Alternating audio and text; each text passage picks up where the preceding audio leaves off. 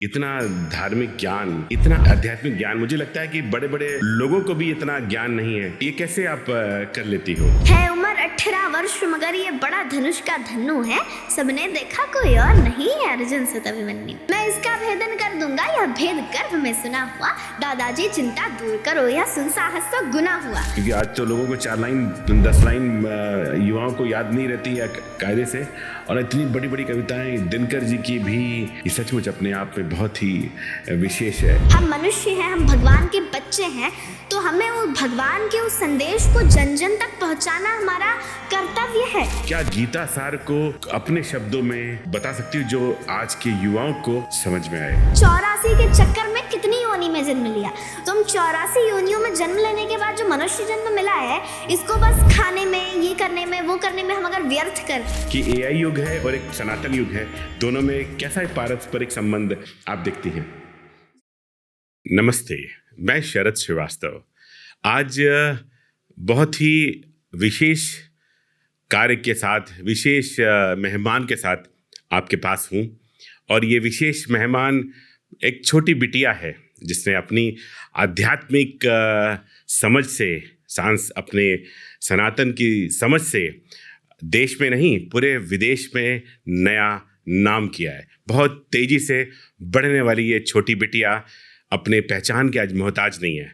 जी हाँ, अयोध्या से आई ये प्यारी बिटिया अपने आध्यात्मिक और धार्मिक सोच से आज युवाओं को एक नया प्रेरणा और युवाओं को एक नई जोश के साथ एक नई समझ, एक नई सांस्कृतिक चेतना दे रही है। आइए परिचय कराते हैं अपने इस युवा कवित्री का, जिसका नाम है आहुति शुक्ला। आहुति, स्वागत है आपका हमारे इस पॉडकास्ट में। आप अयोध्या से आई हैं, और अयोध्या अपने आप में ही एक राममय की जगह है, और हम काफ़ी आपके बारे में जब जाने तो मुझे बहुत जिज्ञासा हुई, और मैंने बहुत आपके बारे में देखा। तो जान करके जब मैं देखता गया, तो जितना देखता गया उतनी मेरी जिज्ञासा बढ़ती गई। तो मुझे बड़ा आश्चर्य हुआ कि इतनी छोटी सी उम्र में आपने इस कार्य को प्रारंभ किया।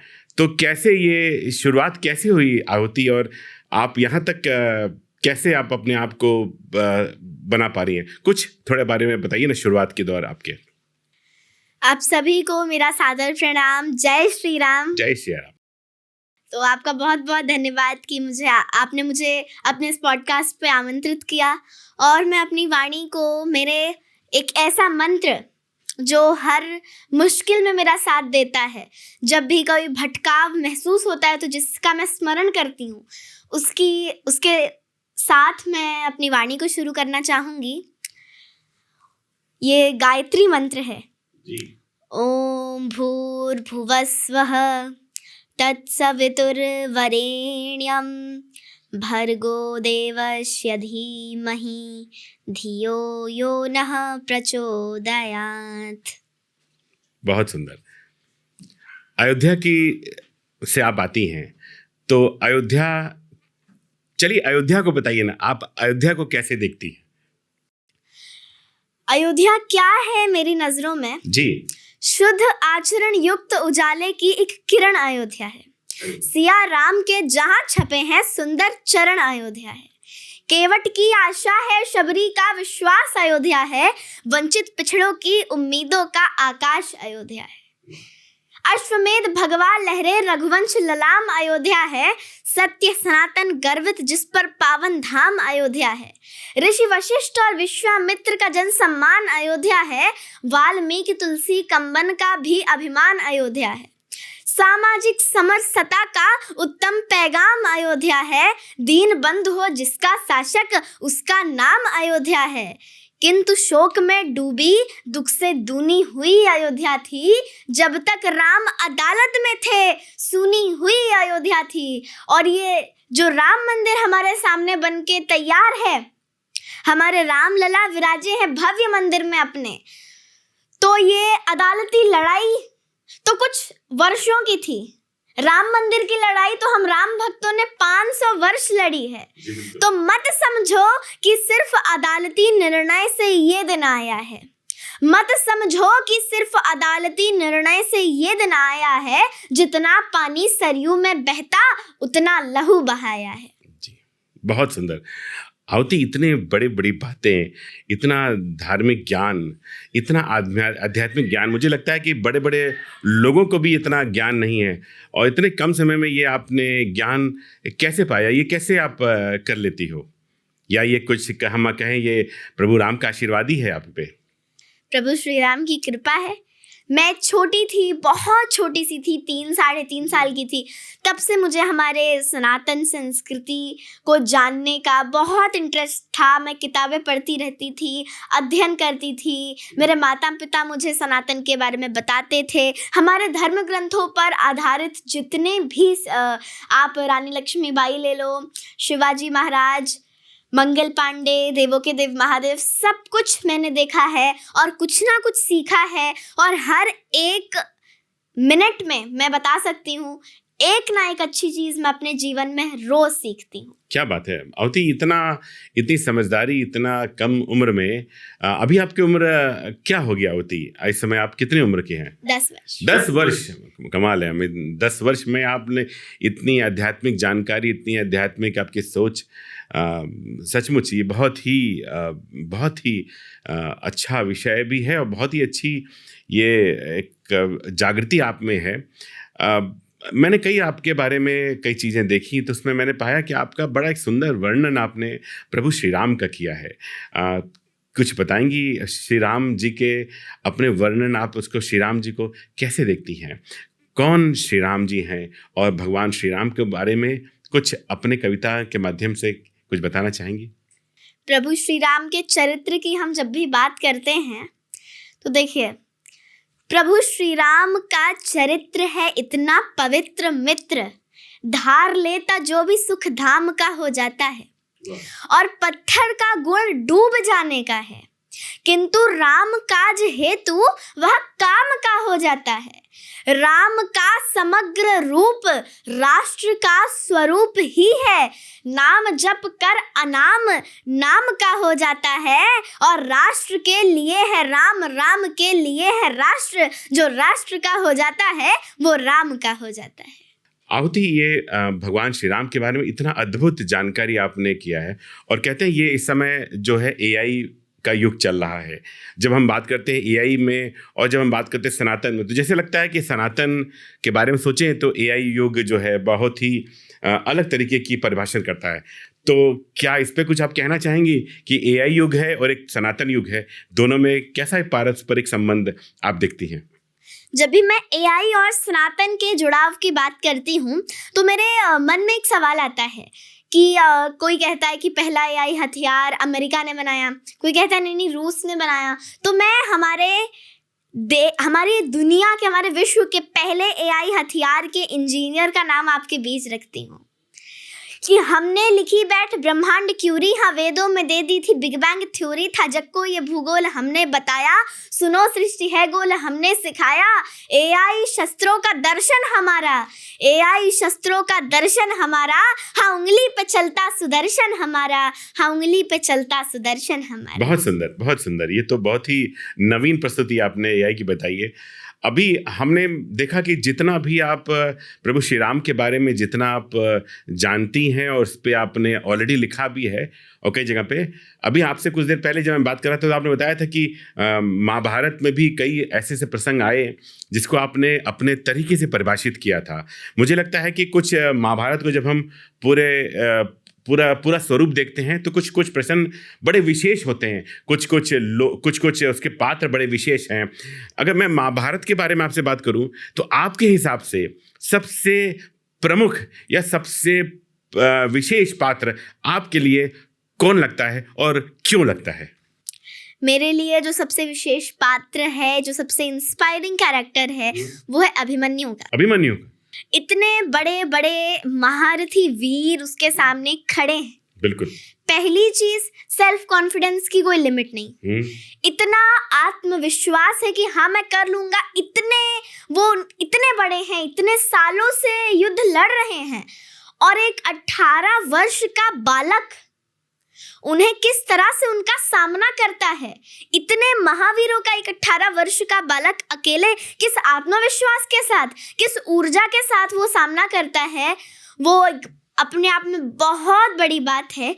तो अभिमन्यु के बारे में एक कविता मैं सुनाना चाहूंगी। जरूर जरूर। वो वर्णन है कि उस समय क्या हो रहा था, क्या क्या हुआ था अभिमन्यु के साथ। कि कुरुक्षेत्र की समर भूमि में जब सरशैया पर भीष्म हुए, तब कुरुकलंक के नयनों में क्रोधाग्नि लगी और ग्रीष्म हुए। गुरुदेव बनेंगे सेनापति, यह चाल चली थी शकुनी ने, जिसमें फंसकर सब जूझ रहे वह जाल बुना था शकुनी ने। इस बार चली थी चाल अजब, जिसमें ना कोई संधि हो, गुरुवर द्वारा वह ज्येष्ठ पांडु खुद समर भूमि में बंदी हो। फिर पांडव सेना में गुरुवर ने ऐसा तांडव नृत्य किया, सब समर मुंड से बांध दिए, कुछ ऐसा चित्र विचित्र किया। निज सेना की यह दशा देख अर्जुन को क्रोध अपार हुआ, बज उठा कृष्ण का पंचजन्य, फिर गांडीव का टंकार हुआ। कौरव सेना के होश उड़े जब गुरुवर का रस चूर हुआ, जो सोचा था वह विफल हुआ, सब सपना चकनाचूर हुआ। फिर कहा द्रोण ने दुर्योधन, मैं उससे पार न पा सकता, अर्जुन के रहते धर्मराज को बंदी नहीं बना सकता। फिर कहा द्रिगर्तों ने मिलकर हम प्रण से प्राण लड़ाएंगे, हम अर्जुन को ललकारेंगे और दूर तलक ले जाएंगे। हम जान रहे हैं अर्जुन से पा सकता कोई पार नहीं, पर इससे बढ़कर मित्र तुम्हें मैं दे सकता उपहार नहीं। फिर क्या थी ऐसी नीति बनी जिसको सबने स्वीकार किया, उसने अर्जुन को ललकारा और समर भूमि से दूर किया। अर्जुन के जाते गुरुवर ने फिर कुछ नवीन संरचना की, जिसका भेदन हो सके नहीं, उस चक्रव्यूह की रचना की। पांडव सेना भयभीत हुई, जो सदा शांतचित रहते थे वे धर्मराज भी दुखी हुए, निज सैन्य तात को दुखी देख। फिर शेर बबर को जगना था, जो धनी धनुष के बनते थे उनको भी नाक रगड़ना था। है उम्र 18 वर्ष मगर ये बड़ा धनुष का धन्नु है उम्र 18 वर्ष मगर ये बड़ा धनुष का धन्नु है। सबने देखा कोई और नहीं, अर्जुन से अभिमन्यु है। मैं इसका भेदन कर दूंगा, यह भेद गर्भ में सुना हुआ। दादाजी चिंता दूर करो, यह सुन साहस तो गुना हुआ। फिर अभिमन्यु के पीछे ही कुछ तेज चले, कुछ तीन चले, कुछ पैदल घोड़े रथ सवार, ले गदा गदाधर भीम चले। फिर अभिमन्यु को न रोक सका, वह द्वार तीसरे पार हुए, पर आज द्वार पर जयद्रथ था, चारों भाई लाचार हुए। अभिमन्यु ने मुड़कर देखा, पीछे ना कोई अपना था, पर विचलित तनिक न हुआ वीर, ऐसा वो उसका सपना था। कोई एक भिड़ा, कोई दो दो संग, कोई ले झुंडों का झुंड भिड़ा, लाशों से पड़ने लगी धरा, जब मुंड मुंड पे मुंड घिरा। दुर्योधन दुशासन विकर्ण कृतवर्मा अश्वत्थामा को, गुरुद्रोण कर्ण को हरा दिया, फिर मारा शकुनी मामा को। वह कर्ण भिड़ा जो दुर्योधन के विजय लक्ष्य की आशा था, वह कर्ण भिड़ा जो दुर्योधन के अंतर मन की भाषा था, वह कर्ण भिड़ा जो एक साथ 100 बाण चलाने वाला था, वह कर्ण भिड़ा जो दुर्योधन को विजय दिलाने वाला था। सबने देखा वह अंगराज रथ सहित धरा पर पड़ा मिला, कुछ चेत हुआ तो भाग गया, वह दूर सभी को खड़ा मिला। फिर दुर्योधन हो गया कुपित, ले सबका नाम पुकारा है, सब साथ इसे मिलकर मारो, ऐसा आदेश हमारा है। तलवार तीर जब टूट गए, अभिमन्यु क्या करता है, तलवार तीर जब टूट गए तब रथ के चक्के उठा लिए, उन रथ के टूटे चक्कों से कितनों के छक्के उछुड़ा दिए। यह देख अधम दुशासन ने फिर सर पर गदा प्रहार किया, गिर गया धरा पर वीर, तभी पीछे से उसने वार किया। सब नियम युद्ध के भूल गए और ऐसा अत्याचार किया, फिर बारी बारी से सबने उसके सीने पर वार किया।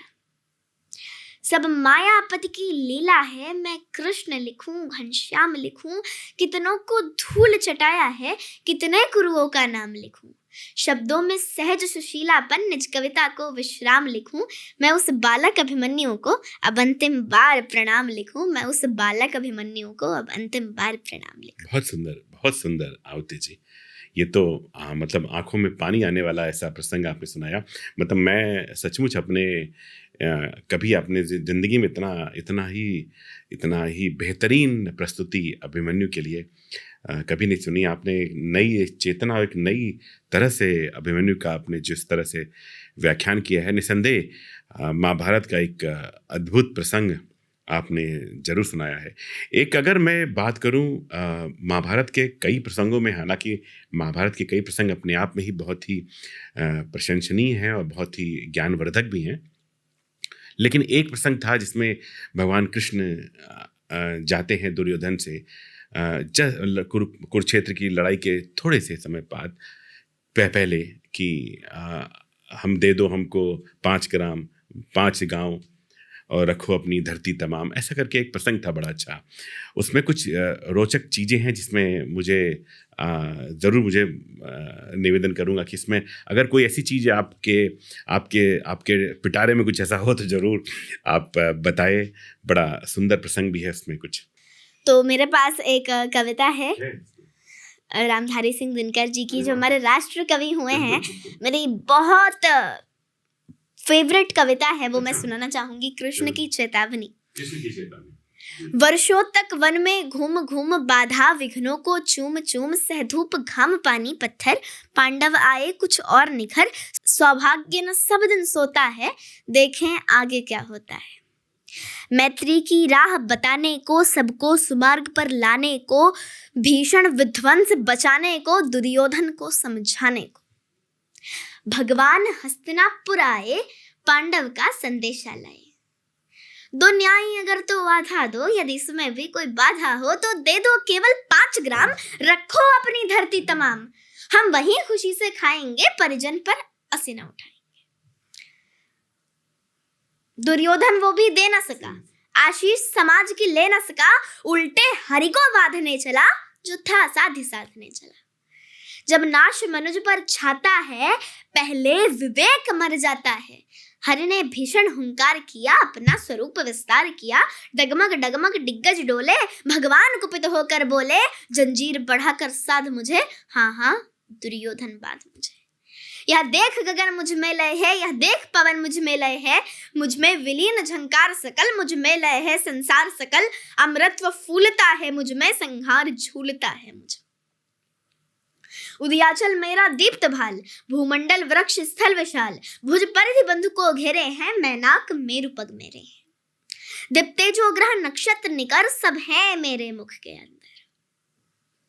दृग हो तो दृश्य कांड देख, मुझ में सारा ब्रह्मांड देख, चर अचर जीव जक्षर अक्षर, नश्वर मनुष्य सुर जाति अमर, शतकोटि सूर्य शतकोटि चंद्र, शतकोटि सरित्सर सिंधु मंद्र, शतकोटि रुद्र शतकोटि पाल, शतकोटि धरंधर लोकपाल, जंजीर बढ़ाकर साध मुझे, हाँ हाँ दुर्योधन बांध मुझे। बांधने मुझे तू आया है, जंजीर बड़ी क्या लाया है, यदि मुझे बांधना चाहे मन, तो पहले बांध अनंत गगन।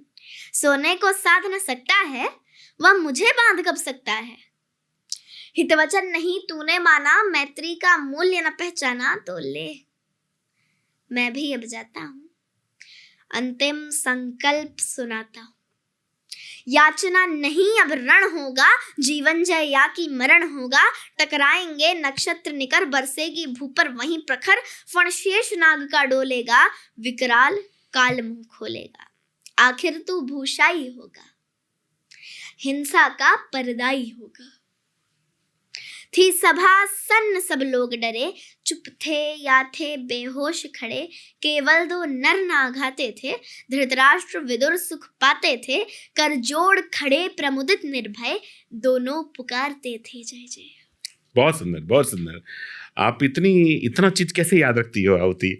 इतना बड़े बड़े छंद, कविताएं, पंक्तियां, ये अपने आप में बड़ा ही अद्भुत है, विशेष है। ये सब प्रभु श्री राम की कृपा है कि मैं एक बार एक चीज पढ़ती हूँ, मतलब कोई भी चीज हो उसको एक बार पढ़ा तो वो कंठस्थ हो जाती है और हमेशा के लिए। ये मुझे लगता है कि ये अपरंपार शक्ति इस समय जरूर, ये तो प्रभु श्री राम का ही आशीर्वाद है आप में, जो इस तरह की आप में अपने अभिव्यक्ति और ख़ास तौर से कंटेस्ट होना। क्योंकि आज तो लोगों को 4 लाइन 10 लाइन युवाओं को याद नहीं रहती है कायदे से, और इतनी बड़ी बड़ी कविताएं दिनकर जी की भी और महाभारत के छंद और रामायण की प्रस्तुति, राम जी की प्रस्तुति, ये सचमुच अपने आप में बहुत ही विशेष है। जब रामायण महाभारत की बात कर रहे हैं, एक बहुत ही महत्वपूर्ण मुझे जानकारी है, और ये एक ऐसा प्रश्न है जो अक्सर प्रसंग आता नहीं है, और ये प्रसंग है जब प्रभु श्री कृष्ण जब दुर्योधन के यहाँ गए थे, और जब उन्होंने बोला था कि मैं आपको 56 भोग खिलाता हूँ, और वहाँ से आमंत्रित करते हुए, आपको याद होगा वो प्रसंग। तो उस प्रसंग में एक 56 भोग खिलाता हूँ, और वो वहाँ न जाकर के फिर वो विदुर के यहाँ गए। उस प्रसंग अगर आपको ध्यान हो तो वो क्या प्रसंग था, उसके बारे में कुछ बताएंगे क्या? जी, मैं सुनाना चाहूंगी। साग विदुर है, अच्छा है, ये कविता का नाम है। हाँ। कि वंदूत हस्तिनापुर आए कौरव गण को समझाने को, दुर्योधन आया हरि समक्ष भोजन के हेतु बुलाने को। बोला दुर्योधन, हे माधव मेरे घर आकर गहो अन्न, जो भी मांगोगे मैं दूंगा, कर दूंगा तुमको अति प्रसन्न। मन पूर्ण तृप्त हो जाता है, मेरी रसोई जो आता है, व्यंजन कुछ मन यूं तृप्त करे, हर कोई अधिक ही खाता है। मुस्कान भरे हरि कहते हैं, क्या करूंगा राज भवन जाकर, जब प्रीत नहीं प्रतीत नहीं, क्या करोगे भोजन करवा कर। तेरे संग भोजन करने में जाने मुझको क्यों है संशय, ग्वाले को अतिथि बनाने की बोलो तेरी क्या है मंशा। भोजन करने के भी होते कुछ ना कुछ कारण दुर्योधन, बिन कारण भला कौन करता औरों के घर जाकर भोजन। दुर्योधन, दूत बना हूं मैं, सो मेरी एक मर्यादा है, इस कारण से भी खाने का नहीं मेरा कोई इरादा है। हस्तिना नगर प्रासाद और मैं यूं ही तो नहीं आया हूँ, कौरव पांडव में शांति हेतु एक सुलह संदेशा लाया हूँ। एक दूत का धर्म यही होता, पहले संदेशा बतलाए, उसके उपरांत ही दूत कोई राजा का जल भोजन पाए। यदि पहले ही कुछ ग्रहण किया तो होगा कार्य बहुत अनुचित, कुछ भी यदि दूत ग्रहण कर ले फिर कह न सके संदेश उचित। दुर्योधन, दूत बना हूं मैं। तो ऐसा भगवान श्री कृष्ण वर्णन करते हैं कि मैं दूत बना हूं, तो जब तक एक दूत का यही धर्म होता है कि जब तक मैं अपना संदेशा नहीं कह सकता, मैं कुछ नहीं खा सकता, वरना अगर मैंने कुछ ग्रहण किया तो मैं बंधन में बंध जाऊंगा, मैं अपना संदेशा सही से नहीं कह पाऊंगा। जरूर। या हो भिक्षुक दर दर मांगे, जो भी मिल जाए खा ले वो, या प्रेम का नाता हो मन में, फिर प्रेम में सब कुछ पा ले वो। द्वारिकाधीश कहते जिसको, वो केवल सबका दाता है, जहाँ भक्ति प्रेम का भाव भरा ये कृष्ण वहीं पर खाता है। जिसके मन में है भक्ति मेरी, वहां बिना बुलाए जाता हूँ, भले प्रेम की सूखी रोटी हो उसको मैं रज के खाता। इच्छा अनुसार नारायणी सेना पहले मुझसे पा गए तुम, कृष्ण नहीं सेना पाकर उस दिन कितना हर्षा गए तुम राजकुमार हो राजा के, सेवा करना तेरा भाव नहीं, बिन भाव के कुछ भी ग्रहण करे ये कृष्ण का सहज स्वभाव नहीं। तुझमें है प्रीत नहीं कोई, है दिखावटी कामना तेरी, मैं 56 भोग नहीं खाता, यह है विचित्र भावना मेरी। वाह। यह कहकर विदुर और देखा, निज भक्त को प्रभु पहचानते थे, भोजन तो यही कराएगा, ये भली भांति हरि जानते थे। यह अति कृतज्ञ हो जाता है, हरि दृष्टि विदुर पर जब जाए, कर बांधे निकट ही थाड़े थे, पर मुख से कुछ न कह पाए। श्री कृष्ण स्वयं ही बोल पड़े, क्या विदुर है मेरी बात सही, तुम मंत्री हो सो बतलाओ मैंने जो मन की बात कही। नारायण तुमने जो भी कहा उसमें कुछ नहीं मिला सकता, तिहु लोक में कोई ना जन्मा, माधव जो तुम्हें खिला सकता। अनुकंपा से ही जिसके भी घर में पड़ जाए तेरे चरण, वो जग में सबसे बड़भागी जिसको मिल जाए तेरी शरण। कल विदुरानी मुझसे कहती श्री कृष्ण नगर को आ रहे हैं, मैं सोच सोच के गदगद हूं, दो नयन हरि को बुला रहे हैं। अर्धांगिनी आज पुनः बोली, जब राज्य सभा में तुम जाना, हरि से मेरा अनुनय कहकर नारायण को घर ले आना। छोटा मुंह बड़ी बात होगी, छोटा मुँह बड़ी बात होगी, पर है सेवक की भी विनती। प्रभु स्वीकारो आतिथ्य मेरा, आभारी हूँ मैं अनगिनती। अब ऐसा विदुर प्रार्थना करते हैं और वो कहते हैं कि वहाँ क्या है, विदुर के घर में क्या है। तो बोलते हैं कि प्रभु ज़्यादा कुछ तो नहीं वहाँ, प्रभु ज़्यादा कुछ तो नहीं वहाँ, पर प्रीत प्रतीत भाव भक्ति हम दोनों की अभिलाषा है, पा जाए तेरी अनुरक्ति। कहते कहते महामात्य विदुर निज लोचन गीले कर डाला, प्रभु प्रेम पाश में बंधक बन आतिथ्य भक्त का स्वीकारा। दुर्योधन सब कुछ देख रहा, दुर्योधन सब कुछ देख रहा, कैसे हरिगुण गाया जाता, आतिथ्य की शैली हो कैसी, मधुसूदन को है क्या भाता। जहाँ विपीलिका से कुंजर तक सब प्राणी जीवन पाते हैं, वे ही दाता जड़ चेतन के सबको श्री कृष्ण खिलाते हैं। फिर उनको कौन खिला सकता जो केवल सबको है देता, ये तो हरि की बड़ियाई है जो जूठे बेर भी खा लेता। कहते केशव दुर्योधन से, कहते केशव दुर्योधन से, कल राज महल फिर आऊंगा, विदुरानी ने बुलवाया है, सो आज विदुर घर जाऊंगा। है पति से कहकर कई बार अपना संदेश पठाया, तो विदुरानी सोचे मन ही मन, कान्हा को है बुलवाया तो। लेकिन घर कुटिया के जैसा, लेकिन घर कुटिया के जैसा, ये सोच के बहुत उदासी है। प्रभु यहाँ कहाँ पे आएंगे, वे राजमहल के वासी हैं। ये ज्ञात भी है सामर्थ्य नहीं हरि को अपने घर बुलवाऊं, पर मन कहता है बार बार जी भर के हरि दर्शन पाऊं।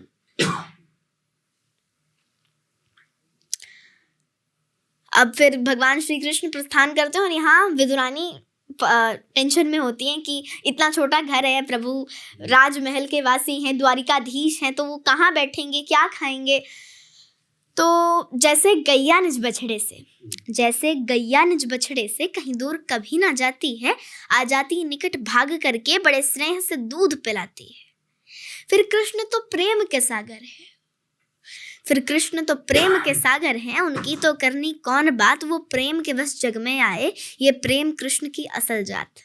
कभी माखन चोरी करते हैं, कभी नारी रूप धर आते हैं, कभी बस ग्वालन के प्रेम के वश हरि ठुमक के नाच दिखाते हैं।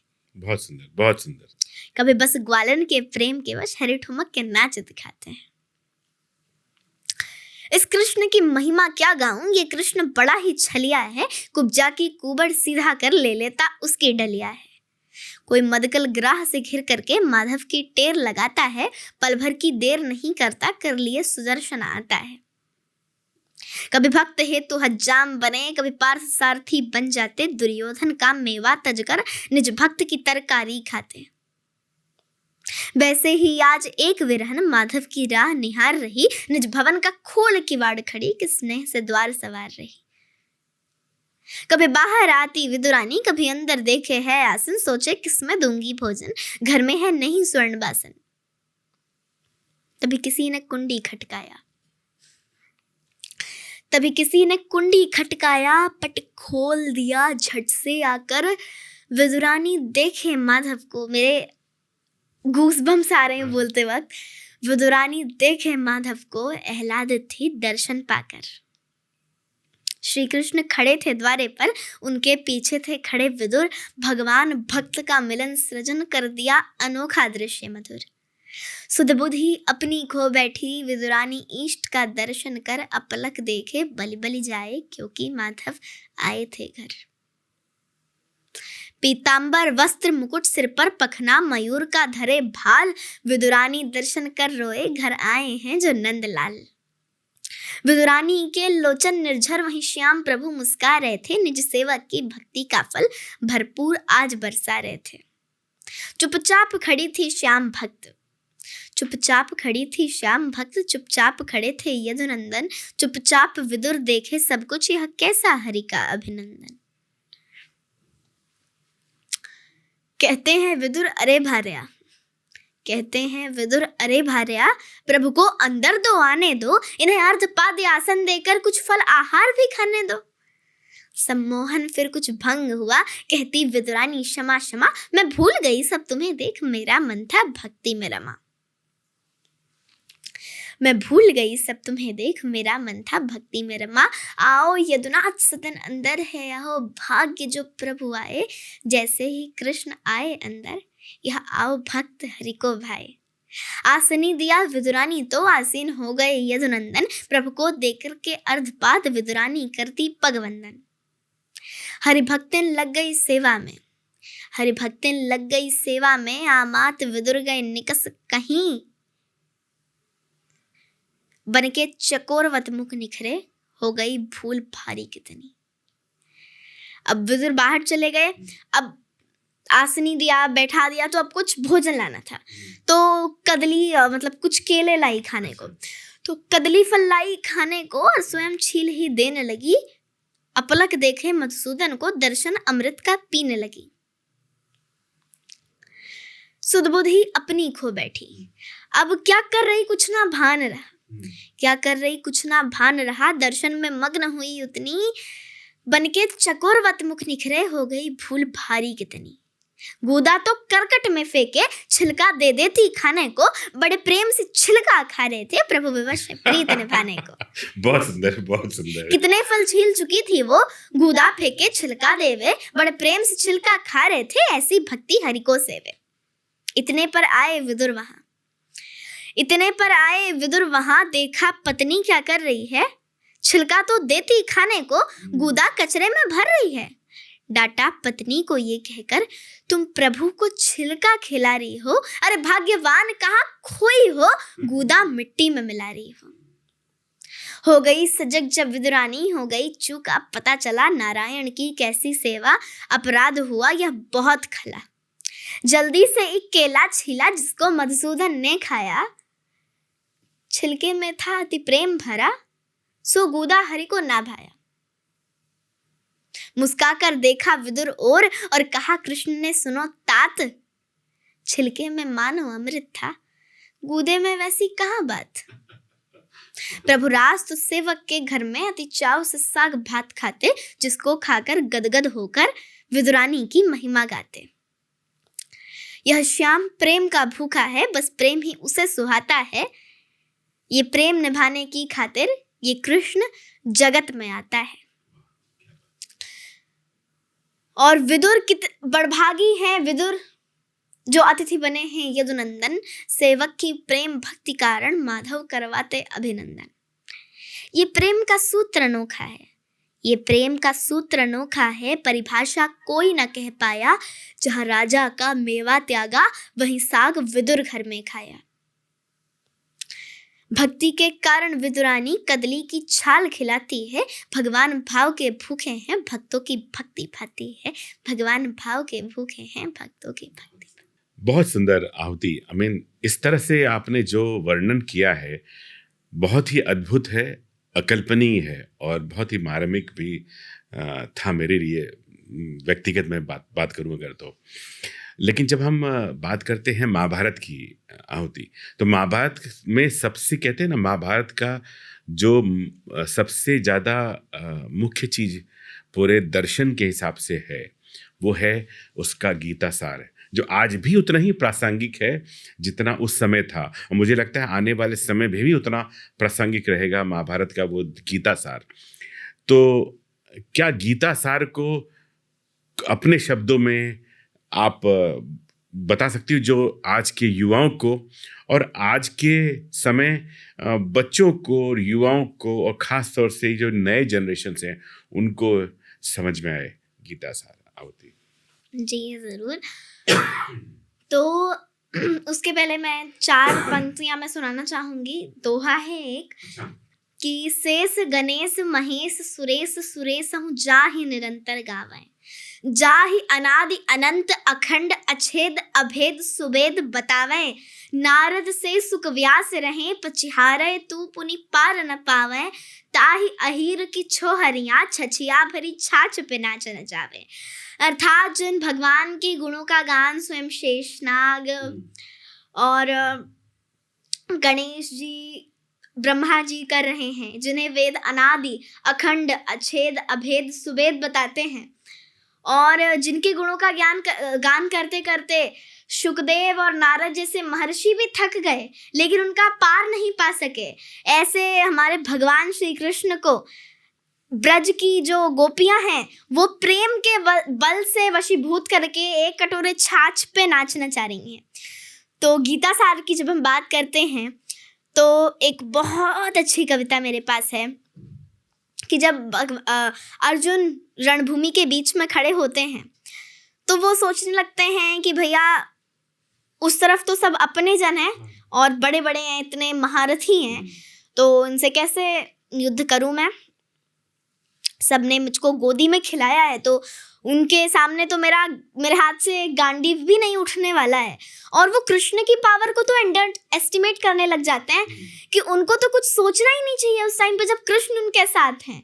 सारथी बने यदि यदुनंदन, अर्जुन को कैसी फिक्र रहे, हर बला रहे कोसों दूरी, जिस दल गोपाल का जिक्र रहे।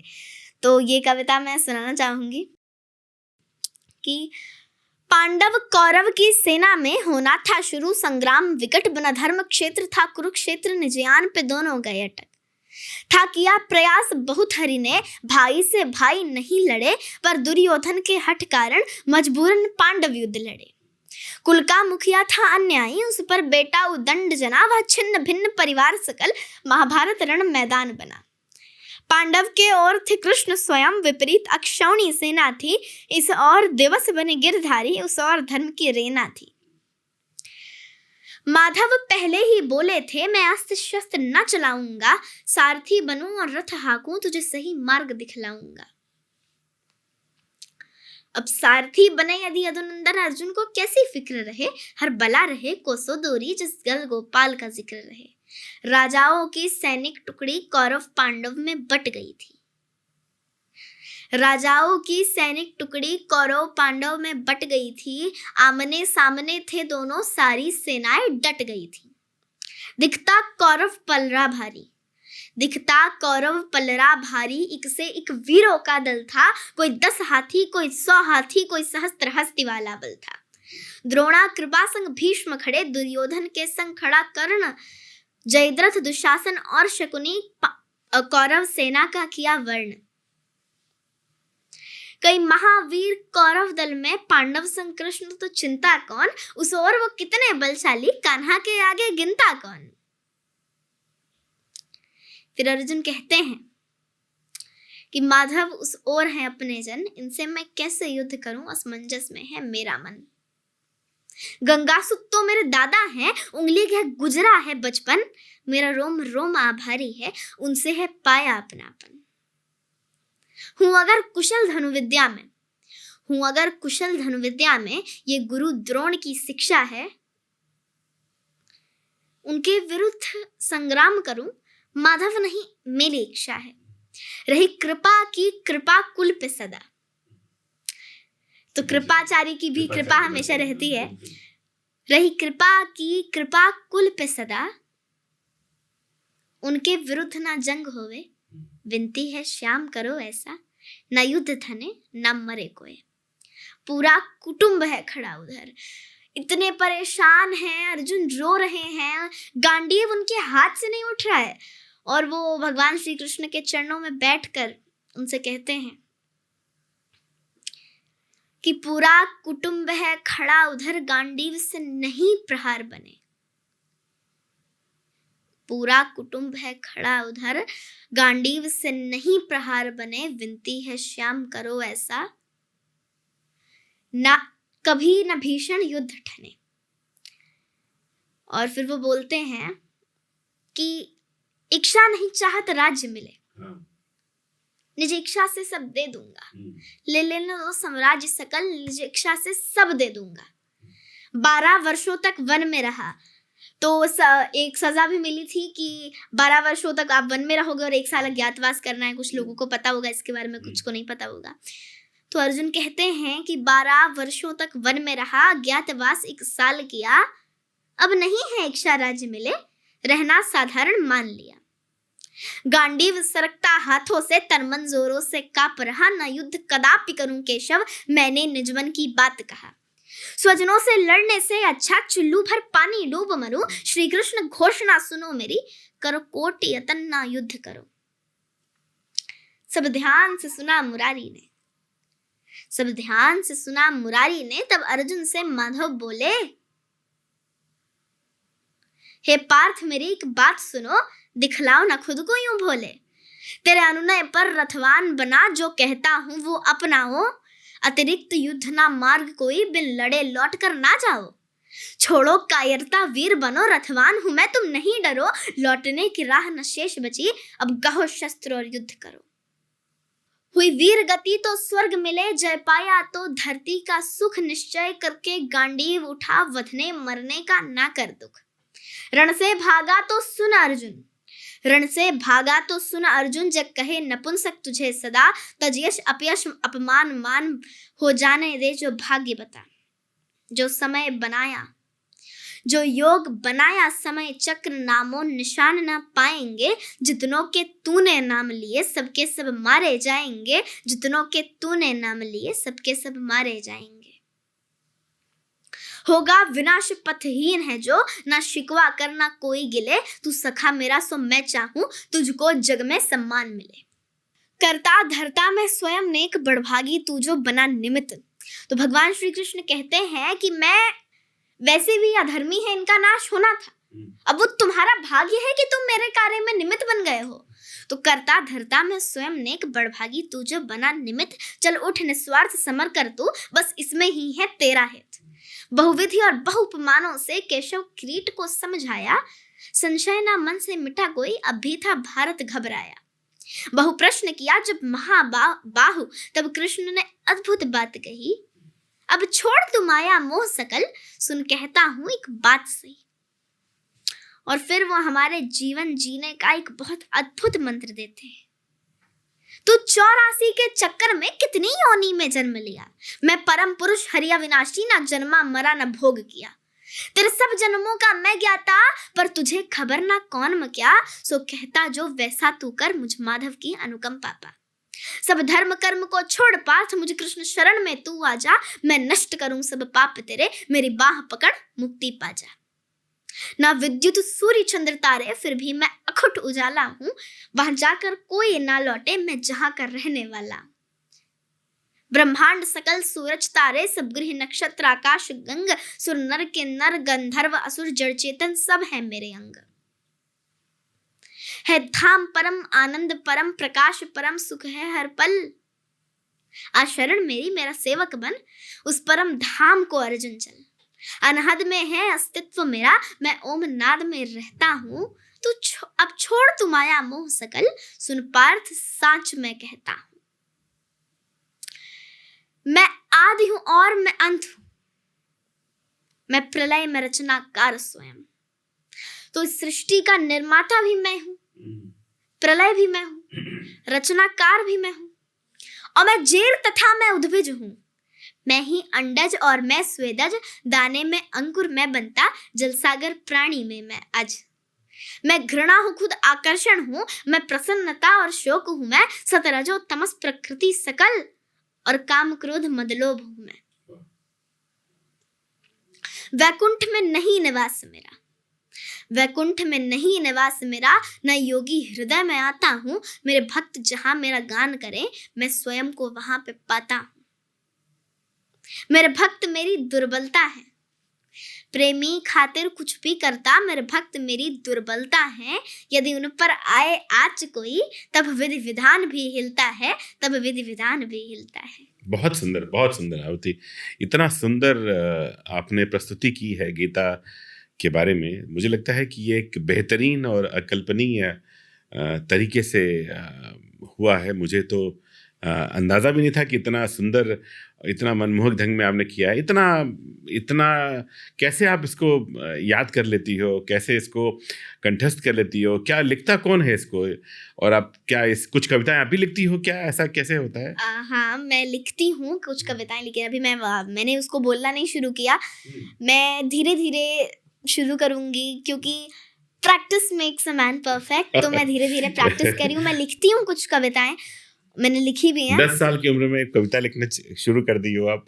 हाँ, तो आपकी विशेष रुचि क्या है? मतलब किस तरह की कविताएं आपको ज़्यादा अच्छी लगती हैं सुनने में? या हमारे कविता ना, मेरी जो मेन लाइन है वो ये है कि कविता मेरे लिए कोई अभिव्यक्ति नहीं है या कोई अर्निंग का वे नहीं है, वो मेरे लिए एक साधना है कि भगवान ने हर व्यक्ति को, मैंने बताया ना 84 के चक्कर में कितनी योनि में जन्म लिया, तो हम 84 योनियों में जन्म लेने के बाद जो मनुष्य जन्म मिला है, इसको बस खाने में, ये करने में, वो करने में हम अगर व्यर्थ कर दें, क्यों मनुष्य जन्म मिला?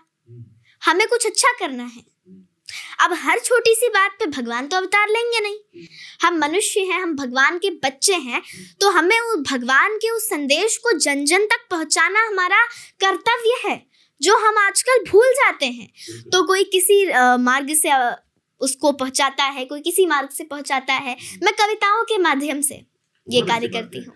बहुत सुंदर, अकल्पनीय आहुति है। इस तरह की सोच मुझे लगता है कि आने वाले जनरेशन्स को ये बहुत एक सनातन और संस्कृति के साथ जिस तरह से ये जोड़ के रखेगी, मुझे लगता है ये बहुत ही अद्भुत उदाहरण प्रस्तुत होगा।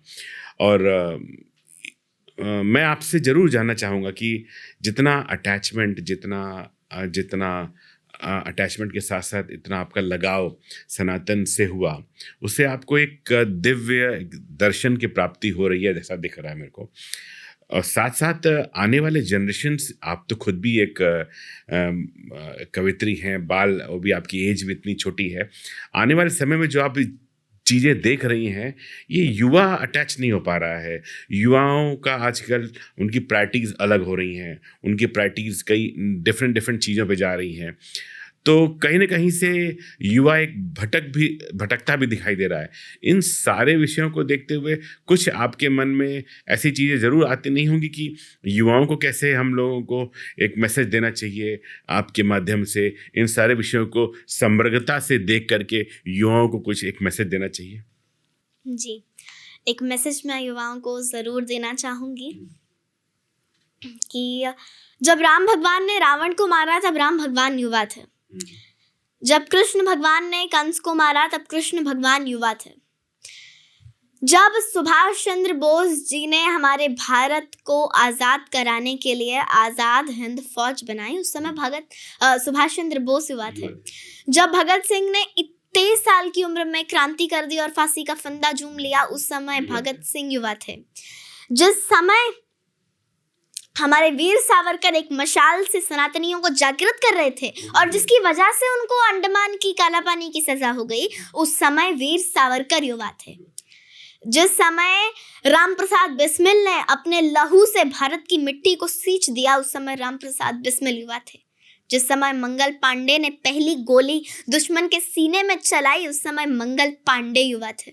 और विवेकानंद जी, जो हम सब जानते हैं। जी, और आज जिस राम मंदिर का हमने वर्णन किया, जिसकी कविताएं सुनी, हम बात करते हैं जिसकी, वो राम मंदिर भी जो हमारे सामने बनके खड़ा है, उस समय जब बाबरी के ढांचे के ऊपर जो लोग चढ़ रहे थे और जिन 2 भाइयों के सीने में गोली लगी थी, वो 2 कोठारी बंधु भी युवा थे।